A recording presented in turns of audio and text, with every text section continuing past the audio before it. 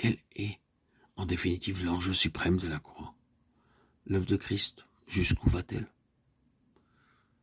Se réduit-elle à la simple question de nos péchés, à notre délivrance du péché? C'est cela, mais beaucoup plus encore. L'enjeu de la croix, par-dessus tout autre chose, mais comprenant aussi toutes les autres choses, c'est le trône. Le chemin du trône ouvert à nouveau devant nous. Le trône avec tous les privilèges qui s'y rattachent. Roi et sacrificateur pour notre Dieu. C'est la restauration en notre faveur d'un empire spirituel sur l'univers. Quand un enfant de Dieu devient, par la vie de résurrection, uni à celui qui est maintenant à la droite de Dieu, et passe ainsi sous le gouvernement du Saint-Esprit, c'est pour lui une éducation qui commence, qui n'est rien moins que l'apprentissage de la royauté, le but, acquérir de l'ascendant spirituel, et le développer en vue du trône. Toutes les circonstances dans lesquelles Dieu permet que nous passions s'éclairent à cette lumière-là. Le Seigneur est parfaitement capable de nous assurer une vie tranquille, d'où serait banni jusqu'aux moindres velléités de soucis, d'opposition, de souffrance, d'opprobre. Est-ce que, par hasard, vous lui auriez demandé cela? Alors, c'est votre couronne que vous laissez échapper. Par toutes ces choses, il nous apprend à régner. Il développe en nous des aptitudes au gouvernement moral et à l'empire spirituel. Pourquoi laisse-t-il le diable libre avec toutes ces années, ces armées, pour nous apprendre à régner? Est-ce que vous vous faites petit quand il passe? Est-ce que vous prenez votre parti de son influence?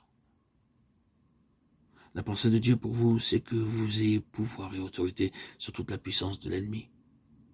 Le voilà notre appel, le voilà notre vocation. La voilà notre fonction. Si vraiment nous sommes unis avec le Christ ressuscité, vivant, élevé au trône, c'est la clé de voûte du témoignage de Jésus. Dans notre relation avec lui, tout tend vers ce but, tout converge là. Ce qu'il lui faut, c'est après quoi il soupire. C'est un peuple qui, devenu absolument ancien, gouverne spirituellement, maintenant. Parce qu'en relation avec lui, sur son trône.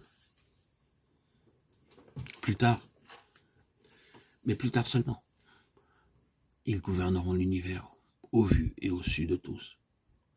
L'œuvre de Christ sur la croix se rapporte au premier chef à la chute de l'homme et à la perte qu'elle a entraînée pour lui, de la domination qui lui était échue sur l'univers. Là, lui rendre, voilà ce qu'il a voulu. La lui rendre, aussi simplement que ça. Il a engagé à la croix une bataille décisive pour restaurer l'homme dans ses titres à l'Empire. Ce n'est pas simplement avec le mal, en général, qu'il a eu affaire. Il ne s'agissait pas d'un problème abstrait. C'est avec l'enfer qu'il s'est mesuré. C'est toute la coalition de ses autorités et de ses puissances sataniques qu'il a affrontées, de ses forces spirituelles qui avaient dépouillé l'homme de sa suprématie. Il fallait donc une restauration.